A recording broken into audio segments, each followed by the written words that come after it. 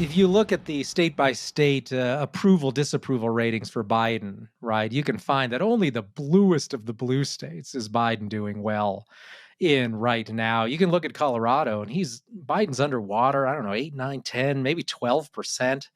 And so that I think that if that does translate then into motivated Republicans, I'm just hoping. Well, of course, it'd be great if you had some sort of huge turnover. But I'm just hoping for the state senate to flip, and because at least then there's going to be a veto on the worst policies. Because every time you got both House, Senate, and the governor all controlled by any party, really, that's when the crazies have free reign and all sorts of stuff happens.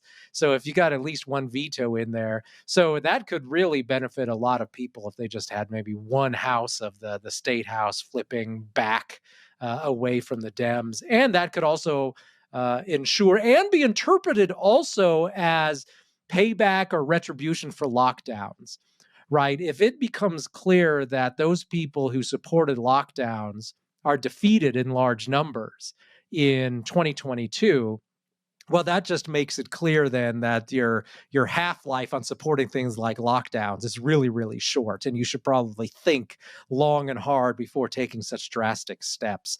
I think that some politicians had a better idea of how quick that would go away as a highly popular move. I think Jared Polis was one of them. I think he always seemed enthusiastic about just getting away from that as quickly as he could for political reasons.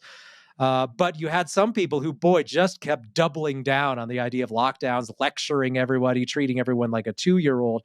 And if those people lose, then you better believe people will be just mentioning that many times over into 5 years from now. Anytime the CDC comes back and starts talking about any sort of drastic measure in the future, they'll just be saying, hey, remember what happened to so-and-so when he or she was governor.